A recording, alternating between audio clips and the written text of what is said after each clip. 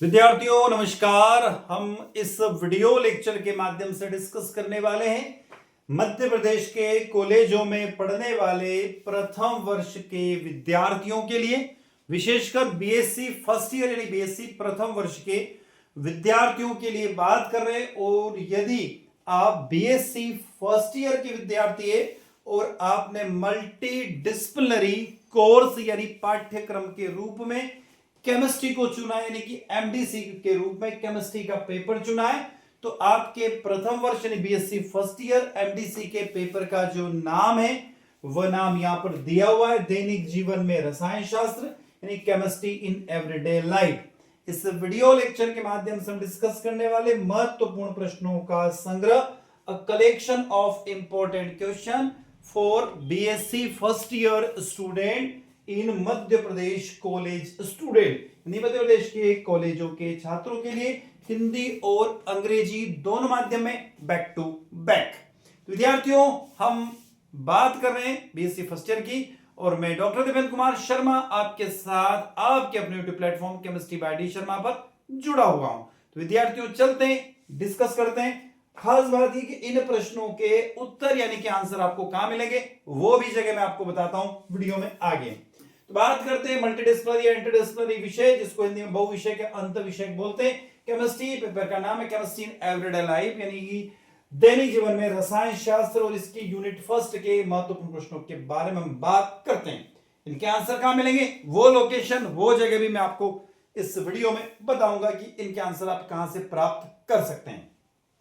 पहला प्रश्न है, प्राचीन भारत में भवन निर्माण के लिए उपयोग की जाने वाली सामग्री जैसे ईंट, चूना और वज्रलेप या प्राचीन सीमेंट की विशेषताओं का वर्णन करें। ये आधुनिक निर्माण सामग्री से किस प्रकार डिफरेंट है।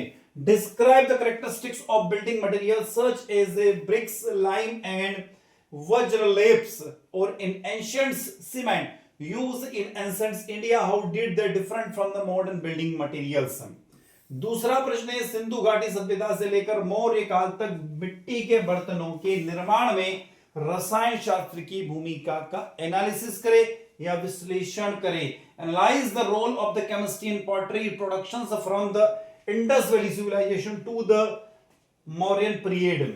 तीसरा प्रश्न जो हमें पढ़ना आवश्यक है वो है, सिंधु घाटी सभ्यता में बर्तनों को चमकदार और रंगीन बनाने के लिए किन खनिजों का उपयोग किया जाता था। चौथा प्रश्न है, प्राचीन भारतीय रसायन शास्त्र में आचार्य नागार्जुन के योगदान पर प्रकाश डालें। पांचवा प्रश्न, पारे को औषधि के रूप में परिवर्तित करने की प्रक्रिया का वर्णन करें। अगला दिया हुआ है इसमें, प्राचीन भारत में कांच निर्माण की प्रक्रिया उसके विभिन्न उपयोग बताइए। Discuss the process of glass making in ancient India, its various uses. सातवां प्रश्न जो हमें पढ़ना आवश्यक है, प्राचीन भारत में प्रयुक्त होने वाले प्राकृतिक सौंदर्य प्रसाधनों और इत्र यानी परफ्यूम के निर्माण में शामिल रासायनिक सिद्धांतों को समझाइए। Explain the chemical principle involve in the manufacturing of natural cosmetic and the perfume used in the ancient India. आठवां प्रश्न जो हमें पढ़ना आवश्यक है, प्राचीन काल में शाही बनाने के लिए किन प्राकृतिक स्रोतों जैसे काजल, गोंद या लाख का उपयोग किया जाता था, उसके बेसिस पर इस प्रश्न का उत्तर दीजिए। नौवां प्रश्न है, भोजपत्र और हस्त निर्मित कागज के संरक्षण की प्राचीन विधियों का वर्णन करें। अगला दिया हुआ है यहां पर नेक्स्ट, लोहे, तांबे और जस्ते के निष्कर्षण की प्राचीन भारतीय दक्षता का वर्णन कीजिए। 11वां प्रश्न, दिल्ली का लौह स्तंभ यानी कि how is the iron pillar of Delhi an excellent example of ancient metallurgy यानी प्राचीन धातु विज्ञान का एक उत्कृष्ट उदाहरण कैसे हो गया। 12वां प्रश्न, प्राचीन भारत में सूती और रेशम कपड़ों को रंगने के लिए उपयोग की जाने वाली प्राकृतिक रंजक जैसे नील, हल्दी या मजीट की केमिकल प्रोसेस को समझाइए। 13वां प्रश्न है, अपने निकटवर्ती क्षेत्र में स्थित किसी ऐतिहासिक स्मारक या शिल्प कला में उपयोग की गई प्राचीन भारतीय ज्ञान परंपरा के किन्हीं दो तत्वों की पहचान करें और उनके साइंटिफिक इंपॉर्टेंस के बारे में बताएं। तो विद्यार्थियों 13 प्रश्न हम पहली यूनिट के बारे में बात कर रहे थे। 13 प्रश्नों को आपके पहली यूनिट में कम से कम आपको पढ़ना होगा आपकी मुख्य परीक्षा के लिए, आपकी एनुअल एग्जाम के लिए। अब बात आती है प्रश्न आपके उत्तर आपको कहां मिलेंगे, मैं आपको आगे वीडियो में बताने जा रहा हूं कि आपको कहां पर अवेलेबल होंगे।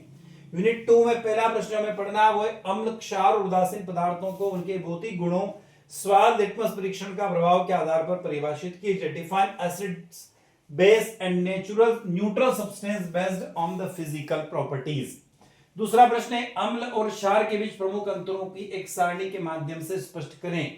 Illustrate the key difference between acids and base using a table. तीसरा प्रश्न है अरिनियस के अनुसार अम्ल और क्षार की परिभाषा क्या है। According to Arrhenius what is the definition of acid and base. Explain with example, उदाहरण के साथ समझाइए। प्रोवाइडिंग रिलेवेंट केमिकल इक्वेशन और रासायनिक समीकरण भी दीजिए। चौथा प्रश्न है ब्रोंस्टेड लोरी सिद्धांत के आधार पर प्रोटॉन दाता और प्रोटॉन ग्राही की अवधारणा को स्पष्ट करें। यानी clarify the concept of proton donor and proton acceptor based on the Bronsted Lowry theory. अगला प्रश्न है पांचवा प्रश्न संयुग्मी अम्ल क्षार युग्म कंजुगेटेड एसिड बेस पेयर से आप क्या समझते हो। What do you understand by the conjugated acid base pair. छठा प्रश्न जो हमें पढ़ना आवश्यक है पीएच स्केल क्या है। What is the pH scale, how does it determine the nature of a solution, acids, base और न्यूट्रल। और ये किसी विलयन की प्रकृति यानी कि अम्लीय, क्षारीय या उदासीनता को कैसे निर्धारित कर सकती है। सातवां प्रश्न है पीएच स्केल किसी विलयन की प्रकृति निर्धारित करने में किस प्रकार सहायक है। दैनिक जीवन में उदाहरण देकर समझाइए। How is the pH scale helpful determining the nature of a solution, explain the providing example from daily life. आठवां प्रश्न दैनिक जीवन में उपयोग होने वाले किन्हीं 5 पदार्थों जैसे मिल्क, सिरका, लार के पीएच मान को ज्ञात कीजिए। List the pH value of any 5 substance commonly used in daily life, milk, vinegar, saliva etcetera. नौवां प्रश्न है निम्नलिखित अम्लों की प्राकृतिक स्रोत और कम से कम 2 उपयोग बताइए। State the natural source and the at least 2 uses of each of the following acid. Acidic acid, tartaric acid, citric acid, ascorbic acid और सल्फ्यूरिक एसिड। 10वां प्रश्न है हाइड्रोक्लोरिक एसिड और सल्फ्यूरिक एसिड के औद्योगिक उपयोगों पर प्रकाश डालें। Highlight the industrial application of hydrochloric acid and sulphuric acid से। 11वां प्रश्न हमारे पाचन तंत्र में HCl की भूमिका का वर्णन कीजिए। What the role of HCl our digestive system. 12वां मैग्नीशियम हाइड्रोक्साइड यानी मिल्क ऑफ मैग्नीशिया के रासायनिक गुणों और उनके दैनिक जीवन में उपयोग पर चर्चा करें। Discuss the chemical property of the magnesium hydroxide यानी milk of magnesia and the application in daily life such as the medical treatment of the prostitution work. आगे चलते 13वां प्रश्न कैल्शियम हाइड्रोक्साइड यानी भूजा हुआ चूना, स्लैग लाइम जिसे बोलते हैं, उसके केमिकल प्रॉपर्टी और डेली लाइफ में उसके इंपॉर्टेंस को बताइएगा आप लोग। 14वां प्रश्न सोडियम क्लोराइड यानी NaCl नॉर्मल सॉल्ट या कॉमन सॉल्ट के मैन्युफैक्चरिंग प्रोसेस और उसके इंडस्ट्रियल और होम एप्लीकेशन आपको बताना होंगे। 15वां प्रश्न सोडियम बाइकार्बोनेट यानी खाने वाले सोडे निर्माण की विधि और घरेलू व औद्योगिक उपयोग की विस्तार से वर्णन कीजिए। 16वां प्रश्न सॉफ्ट ड्रिंक यानी शीतल पेय में कार्बोनिक अम्ल के उपयोग और खाद्य संरक्षण के विभिन्न अम्लों की भूमिका का वर्णन कीजिए। 17वां प्रश्न सोडियम हाइड्रोक्साइड यानी NaOH के निर्माण की विधि और साबुन के उद्योग में इसके महत्व को समझाइए। 18वां मिल्क ऑफ मैग्नीशिया का उपयोग औषधि के रूप में क्यों किया जाता है। Why is the milk of magnesia यानी magnesium hydroxide used as the medical. 19वां प्रश्न अमोनिया यानी NH3 और भुजे हुए चूने यानी कि स्लैग्ड लाइम के प्रमुख औद्योगिक और घरेलू उपयोगों का वर्णन करें। 20वां प्रश्न जब एक एसिड और एक बेस की आपस में रिएक्शन करवाते हैं तो क्या होता है। तो इस प्रोसेस को हम न्यूट्रलाइजेशन रिएक्शन उदासीनीकरण की प्रक्रिया कहते हैं। इसको विद एग्जांपल आपको बताना होगा। 21वां प्रश्न निम्नलिखित एसिड के स्रोत और उपयोग की विस्तृत से वर्णन कीजिए। जैसे NaCl in food and for dyeings, sodium bicarbonate baking और सफाई में काम आता है, और कॉपर सल्फेट और फिटकरी के उपयोग आपको बताना है। दांतों की सड़न यानी कैविटी को रोकने के लिए सोडियम फ्लोराइड का उपयोग किस प्रकार किया जाता है। How is the sodium fluoride used in prevention of the tooth decay cavities. 23वां प्रश्न है यदि आप किसी ऐसे उद्योग का भ्रमण करते हैं जहां सल्फ्यूरिक एसिड या सोडियम बाइकार्बोनेट का निर्माण होता है तो वहां होने वाली सुरक्षा सावधानी और पर्यावरणीय प्रभाव के प्रबंधन के बारे में आप एक रिपोर्ट तैयार करें। 24वां प्रश्न फिटकरी और कॉपर सल्फेट यानी नीला थोता ब्लू विट्रॉल जिसे बोलते हैं उसके शोधन गुणों के बारे में बताएं। अगला है जल शुद्धिकरण की फिटकरी की भूमिका पर भी बताएं। यानी कि जो फिटकरी होती है पोटाश एलम जिसे हम बोलते हैं, वो वाटर को प्यूरिफायर कैसे करती है उसके बारे में आपको बताना होगा। प्राचीन भारतीय ग्रंथों जैसे रसायनों और चरक संहिता के क्षार बनाने की पारंपरिक विधियों का वर्णन करें। Describe the traditional methods of preparing the kshar मतलब कि बेस यानी alkali as a found in ancient Indian text. 27 पौधे की राख से क्षार प्राप्त करने की प्रक्रिया के आधुनिक रसायन शास्त्र को कैसे मेल खाती है। How does the process of the obtain the alkali from the plant ash align the modern chemistry. 28वां अपने आसपास के क्षेत्र में पारंपरिक रूप से उपयोग किए जाने वाले किन्हीं दो प्राकृतिक पदार्थों की पहचान करें जो एसिड बेस के रूप में कार्य करते हैं और इनके जो साइंटिफिक सिग्निफिकेंट वो भी बताएं। 29वां प्रश्न है कृषि के रेफरेंस में मिट्टी के पीएच जो वैल्यू होती है उसके इंपोर्टेंट को समझाना है। 10वां प्रश्न है 30वां प्रश्न है आखिरी प्रश्न इस यूनिट का, यदि मिट्टी बहुत अधिक एसिडिक है अधिक बेसिक है तो किसान को पारंपरिक और आधुनिक विधियों कैसे उसको न्यूट्रलाइज करना चाहिए। तो विद्यार्थियों ये हम बात कर चुके 2 यूनिट के प्रश्नों के बारे में। अब हम आगे 30 यूनिट के पास में जहां पर हम देखेंगे 30 यूनिट के महत्वपूर्ण प्रश्नों के बारे में कि 30 यूनिट में आपको कौन कौन से प्रश्नों को पढ़ना होगा। उससे पहले मैं आपको ले चलता हूं एक छोटी सी यात्रा पर, 1 मिनट की यात्रा पर, जहां से आपको बहुत सारी चीजें देखने को मिलेगी, समझने को मिल सकती हैं। आपको आपके मोबाइल के प्ले स्टोर में जाना होगा। कहां जाना होगा? मोबाइल के प्ले स्टोर में जाना होगा। अभी मैं चाहिए पहले इसको समझ लीजिए, ठीक है। आपके मोबाइल के जब प्ले स्टोर में जाएंगे तो प्ले स्टोर में आपको सर्च करना होगा आपका अपना मोबाइल एप्लीकेशन जिसका नाम है SPEED स्पेस देके लिखना होगा LEARN। उसको सर्च कीजिएगा। जब सर्च करेंगे तो एक इस तरीके से आपको एप्लीकेशन का मोनो बना हुआ दिखेगा, स्पीड लर्नर दिखेगा। आपको आपके मोबाइल में उसको डाउनलोड करना होगा। क्या करना होगा? डाउनलोड करना होगा। जैसे डाउनलोड करेंगे तो 10 अंकों का आपका मोबाइल अंक उसमें ऐड करना होगा। एक ओटीपी आएगा, ओटीपी डालना होगा। इस तरीके से आपके मोबाइल में आपका अपना मोबाइल एप्लीकेशन ओपन हो जाएगा। बिल्कुल, जब आपका अपना मोबाइल एप्लीकेशन ओपन हो गया तो फिर आपको आ जाना यहां पर, ठीक है। जब अंदर आप चलेंगे तो यहां पर आपको बीएससी फर्स्ट ईयर का सेगमेंट दिखा, अलग अलग इसमें सेगमेंट बने हुए अंदर। जब आप जाएंगे होम में तो बीएससी फर्स्ट ईयर के सेगमेंट में यदि आप जाएंगे तो यहां पर आपको BSc first year minor chemistry का पहला पेपर, माइनर केमिस्ट्री का दूसरा पेपर, और यहां पर आपको एमडीसी, ये देखिएगा, ये एमडीसी का पेपर के आपको नोट्स अवेलेबल यहां पर हो जाएंगे, ठीक है। क्या हो जाएंगे? नोट्स अवेलेबल आपको यहां पर हो जाएंगे। तो जैसा आप क्लिक करेंगे तो आप यहां देखोगे मात्र 51 रुपए दिख रहे हैं। कोर्स वैसे 500 रुपए का है, पर हम लोगों ने आप लोगों के लिए 90% डिस्काउंट के साथ मात्र 51 रुपए में ये कोर्स अवेलेबल करवा रखा है। तो 51 रुपए पे कीजिए और 5 यूनिट के नोट्स आपको यहां पर अवेलेबल हो जाएंगे। और खास बात इसकी रहेगी कि इसकी वैलिडिटी पूरे 1 वर्ष के लिए रहेगी। सिंगल यूज है, ध्यान रखिएगा। एक विद्यार्थी इस्तेमाल कर सकता है, दूसरा उसको इस्तेमाल नहीं कर सकता। जैसे हमने यहाँ पर सबसे पहले सिलेबस बता रखा आपका, ठीक है। और जो भी हम कंटेंट देख रहे हैं, नोट्स, इंपोर्टेंट क्वेश्चन, वो भी हम इसके अंदर ऐड कर देंगे। तो यहां से आपको समझ में आ गया होगा। मैं वापस अपनी यात्रा को ले चलता हूं वहीं पर यूनिट 3 की तरफ। कार्बोहाइड्रेट और वसा को ऊर्जा देने वाले भोजन के रूप में क्यों जाना जाता है? Why carbohydrate and fats known as the energy giving the foods. दूसरा प्रश्न जो आपको पढ़ना आवश्यक है, कार्बोहाइड्रेट और वसा के प्रमुख स्रोत और शरीर में इनके कार्यों का विस्तार से वर्णन कीजिए। Describe in detail the major source of the carbohydrate and fats as well as the function with in the body. तीसरा प्रश्न जो हमें पढ़ना आवश्यक है, वो प्रोटीन हमारे शरीर के लिए क्यों आवश्यक है? Why are protein essential for our body. चौथा प्रश्न जो आपको पढ़ना आवश्यक है, वो प्रोटीन शरीर निर्माण यानी बॉडी बिल्डिंग में इसकी भूमिका स्पष्ट करें और इसके किन्हीं 4 प्लांट्स और एनिमल्स के सोर्स के नाम लिखिए। Explain the role protein of the body buildings and list any 4 plant based and 4 animal based source of protein.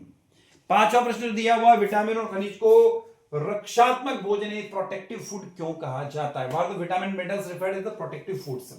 छठा, विभिन्न विटामिनों A B C D E के कार्य और उनकी कमी से होने वाले जो डिसीज है उनके टेबल तैयार कीजिए। आगे, फाइबर्स का हमारे पाचन तंत्र में क्या महत्व है? What is the significance of the dietary fibres in our digestive system. हालांकि कोई पोषक तत्व तो प्रदान नहीं करते हैं, all those they do not provide any nutritions, फिर भी ये हमारे भोजन के अनिवार्य हिस्सा, ऐसा क्यों? Why do the remains essential parts of our diets. आठवां, विटामिन बी कॉम्प्लेक्स की महत्व पर प्रकाश डाले और ये ऊर्जा, चयापचय, मेटाबॉलिज्म और तंत्रिका तंत्र के स्वास्थ्य को कैसे मदद करता है। नोवा, एंटीऑक्सीडेंट क्या है? ये हमारे शरीर की कोशिकाओं फ्री रेडिकल से मुक्त होने के नुकसान को कैसे बचाता है? 10वां, माइक्रोन्यूट्रिएंट्स यानी सूक्ष्म पोषक तत्वों जैसे आयरन, जिंक और कैल्शियम के कार्यों और उसके इंपॉर्टेंट का डिस्क्रिप्शन करें। इनकी कमी पर हमारे हेल्थ पर, हमारे स्वास्थ्य पर क्या प्रभाव पड़ सकते हैं? 11वां प्रश्न, खाद्य मिलावट को परिभाषित करें। Define food adulteration. मिलावट के विभिन्न प्रकारों, जानबूझकर की गई, आकस्मिक और धात्विक मिलावट को उदाहरण से समझाइए। 12वां प्रश्न, खाद्य पदार्थों में मिलावट के हानिकारक प्रभाव पर चर्चा करें। लंबे समय तक मिलावटी भोजन करने से कौन कौन सी बीमारियां हो सकती है? 13वां प्रश्न, निम्नलिखित खाद्य पदार्थों में सामान्य मिलावट और उनकी पहचान करने के सरल घरेलू उपाय बताएं। जैसे दूध में पानी और यूरिया की मिलावट की जाती है, उसको कैसे पहचान किया जाएगा? ये नोट्स में बता रखा हमने आपको, वहां जाके पढ़ सकते हैं। ठीक है। हल्दी के पाउडर में मेटानिल येलो को डिफाइन करना है, पहचानना। सरसों के तेल में अर्जिनोन का तेल, शहद में चीनी की चाशनी, ये मिलाई जाती, तो इनको कैसे आप आइडेंटिफाई कर सकते हैं? ये हमने बता रखा है नोट्स में, तो आप जाकर परचेस कीजिए, मात्र 51 रुपीज में परचेस कीजिए, वहां पर आपको मिल जाएगा। आगे चलते हैं। डिस्क्राइब द एक प्रयोगशाला या घरेलू स्तर पर विभिन्न खाद्य पदार्थों में मिलावट का पता लगाने की प्रक्रिया का वर्णन करें। 15 प्रश्न, आप किन रसायनों या भौतिक विधियों का उपयोग करेंगे जिससे घरेलू स्तर पर विभिन्न खाद्य पदार्थों में मिलावट का पता लगाया जा सके? जैसे चाय की पत्ती में कृत्रिम रंग, चीनी में चाक पाउडर, पता कैसे लगा सकते हैं? आगे चलते हैं। 16वां प्रश्न, आखिरी प्रश्न यूनिट नंबर 4 का, विटामिन, प्रोटीन और रेशे का मानव स्वास्थ्य में महत्व विषय पर आप किन किन मुख्य बिंदुओं को प्रदर्शित करेंगे? ये आपको बताना होगा। अब विद्यार्थियों आगे यूनिट नंबर 4 पर, तो यूनिट नंबर 4 पर हम डिस्कस कर रहे हैं। 4th यूनिट जब आप देखेंगे तो हम यहां पर जब चल रहे हैं 4th यूनिट के पास में, तो पहला प्रश्न, टूथपेस्ट के मुख्य रासायनिक घटक जैसे फ्लोराइड, कैल्शियम कार्बोनेट के नाम लिखिए और उनका संगठन तथा कार्य को स्पष्ट कीजिए। दूसरा, टूथपेस्ट दांतों को सड़न रोकने में कैसे सहायक है? How does toothpaste help prevent tooth decay? Explain. तीसरा, साबुन और डिटर्जेंट में क्या रासायनिक अंतर है? What is the chemical difference between the soap and detergent? चौथा, हार्ड वाटर में डिटर्जेंट साबुन की तुलना में अधिक प्रभावी क्यों होता है? पांचवा, सौंदर्य प्रसाधन यानी कॉस्मेटिक में प्रयुक्त होने वाले रसायनों के नाम बताते हुए उनकी त्वचा पर होने वाले सकारात्मक और नकारात्मक प्रभावों की चर्चा करें। छठा, नेल पॉलिश रिमूवर का मुख्य घटक क्या? What is the main ingredient of the nail polish remover? इसके वाष्पशील स्वभाव और त्वचा पर इसके प्रभाव को समझाइए। मिलेगा 51 रुपए में मात्र आपको मिलेगा। टेबल सॉल्ट और सेंधा नमक, रॉक सॉल्ट के रासायनिक संगठन में क्या डिफरेंस है? हमारे शरीर में चीनी यानी शुगर के मेटाबॉलिज्म और अत्यधिक सेवन से होने वाले प्रभावों पर एक उत्तर तैयार करना आपको। कास्टिक सोडा और बेकिंग पाउडर, इन दोनों में केमिकल नाम और इनके फार्मूले बताना है। कास्टिक सोडा और बेकिंग सोडा इसके रसोई और सफाई में इनके विशिष्ट कार्यों और प्रभावों को स्पष्ट करना है। 11वां प्रश्न, कॉफी और चाय में पाए जाने वाले एक्टिव एलिमेंट, एक्टिव केमिकल जैसे कैफीन और टैनिन के नाम लिखिए और मानव मस्तिष्क पर इनके उद्दीपक प्रभावों का वर्णन करें। 12वां, प्याज और लहसुन को काटने और कुचलने पर आने वाली स्पेसिफिक जो उसकी गंध होती है, ऑर्डर होती है, उसके लिए कौन से सल्फर कंपाउंड रिस्पॉन्सिबल है वो बताना होगा। प्याज और लहसुन को औषधि प्रभावों को भी बताना होगा। हल्दी में मौजूद कुरकुमीन और मिर्च में कैप्साइसिन के रासायनिक गुणों और उनके हमारे हेल्थ पर क्या इफेक्ट पड़ेंगे वो बताना होगा। 15वां, अपने निकटवर्ती क्षेत्र के अध्ययन के आधार पर बताएं कि प्राचीन समय में लोग बिना आधुनिक रसायन के स्वच्छता और स्वास्थ्य के लिए किन प्राकृतिक घटकों का उपयोग करते थे? विद्यार्थियों अब हम आगे यूनिट नंबर 5 की तरफ, ये हमारी 4 यूनिट पर डिस्कस हो गया। अब मैं चल रहा हूं 5वीं यूनिट के महत्वपूर्ण प्रश्नों की तरफ चलते हैं। तो 5वीं यूनिट, अल्कोहल आधारित हेड सैनिटाइजर में उपयोग होने वाले प्रमुख अल्कोहल जैसे आइसोप्रोपाइल एथिल अल्कोहल के नाम लिखिए। दूसरा, अल्कोहल आधारित हैंड सैनिटाइजर में सूक्ष्म जीवों को नष्ट करने के कैसे प्रभावी है और इसके अत्यधिक उपयोग से त्वचा पर क्या प्रभाव पड़ सकता है। तीसरा, सोडियम हाइपोक्लोराइड, इसे ब्लीच क्यों कहा जाता है। चौथा, सोडियम हाइपोक्लोराइड को सार्वजनिक स्थान और पानी के शुद्धिकरण में इसके रोगाणुनाशक और इसके उपयोग के दौरान बरती जाने वाली सावधानियों का वर्णन करें। पांचवा, एंटीसेप्टिक घोल और कीटाणुनाशक में क्या मौलिक डिफरेंस है, दोनों का शरीर पर निर्जीव वस्तुओं के जो इफेक्ट होते हैं उनको समझाना होगा। छठा, डीडीटी का कृषि और मच्छर नियंत्रण में इसके उपयोग का इतिहास क्या है। सातवां, पर्यावरण और खाद्य श्रृंखला यानी फूड चेन पर डीडीटी के हानिकारक प्रभाव के कारण और इसको जो रेस्ट्रिक्शन है, प्रतिबंध है, उसको बताना होगा। आठवां, मच्छर भगाने वाले उत्पाद यानी मॉस्किटो रिपेलेंट में कॉइल्स, मैट्स और क्रीम में मुख्य रूप से कौन से रसायनों का उपयोग किया जाता है। नौवां, मच्छर भगाने वाले उत्पाद के उपयोग से मानव श्वसन तंत्र यानी ह्यूमन रेस्पिरेटरी सिस्टम पर क्या इफेक्ट होते हैं, यह भी बताना होगा। नेफ्थलीन की गोलियों का उपयोग कपड़ों के संरक्षण में क्यों किया जाता है। 11, बोरिक एसिड कैरम बोर्ड पर और अनाज संरक्षण में किस प्रकार उपयोगी है, इसके कीटनाशक के प्रभाव को समझाइए। 12वां, टॉयलेट क्लीनर में प्रयुक्त होने वाले एसिडिक बेसिक के कार्यों को समझाइए। 13वां, टॉयलेट क्लीनर को ब्लीच के साथ मिलाना खतरनाक क्यों माना जाता है, यह भी बताना। दैनिक जीवन में उपयोग होने वाले तीव्र क्लीनर के वाष्प और त्वचा के संपर्क में आने से होने वाले दीर्घकालिक प्रभाव का विश्लेषण करें। 15वां, प्रयोगशाला में हैंड सैनिटाइजर तैयार करने के लिए आवश्यक सामग्री और WHO द्वारा सुझाए गए फार्मूले का भी वर्णन करें। 16वां प्रश्न, प्रयोगशाला में सुरक्षित रूप से टॉयलेट क्लीनर तैयार करने के चरण और उनके केमिकल कंपोजिशन को भी समझाए। तो विद्यार्थियों, आप जुड़े हुए थे आपके अपने YouTube platform chemistry by D Sharma पर। आई होप वीडियो लेक्चर आप लोगों को अच्छा लगा होगा। अच्छा लगता है तो वीडियो को लाइक कीजिएगा, आपके क्लासमेट तक वीडियो को शेयर कीजिएगा, कमेंट बॉक्स में कमेंट करके जरूर बताइएगा और चैनल को सब्सक्राइब अवश्य कीजिए, जिससे मैं एक मोटिवेशन मिलता है और इसी तरीके से हमेशा हम आपके साथ बने। तो विद्यार्थियों, इसी के साथ मैं आपसे विदा लेता हूं। तब तक जय हिंद, जय भारत।